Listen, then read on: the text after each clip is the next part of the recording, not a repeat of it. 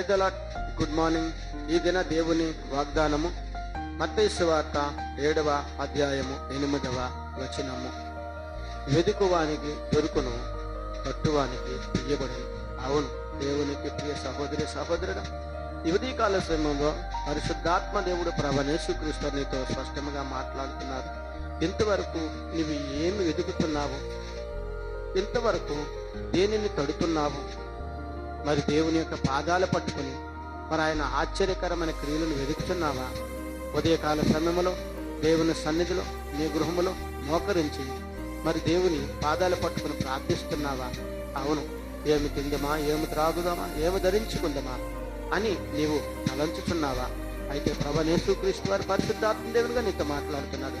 ఆకాశ పక్షులను చూడండి, అవి విత్తవు కొయ్యవు, పట్లలో కూర్చుకునవు, వాటిని పోషించిన వారును మిమ్మల్ని పోషించిన ఏలే అనగా వాటికన్నా మీరు శ్రేష్ఠులు కదా. కనుక ఈ లోకములో లోకానుసారముగా దేనిని వెదకకండి, లోకానుసార యుక్తులు యాచించకండి.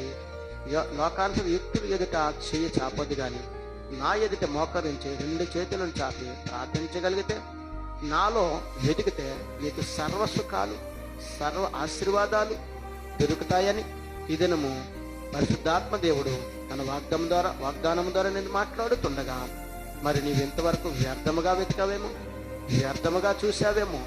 అయితే ఈ దినము నుండి నిబంధన చేసుకుని నేను దేవుని నమ్ముకుంచి ప్రార్థిస్తాను, దేవునినే వెతుకుతాను, దేవుని పాదాలు పట్టుకుని ప్రార్థిస్తున్నాను తీర్మానం చేసుకుని ప్రార్థించగలిగితే ఈ నూతన సంవత్సరంలో నూతనమైన మేలులను చూచుటకు గొప్ప అవకాశాన్ని దేవుడు ఇస్తానని ఈ వాగ్దానం ద్వారా నీతో మాట్లాడుతున్నాడు. ఆమెన్. ప్రార్థన చేద్దాం.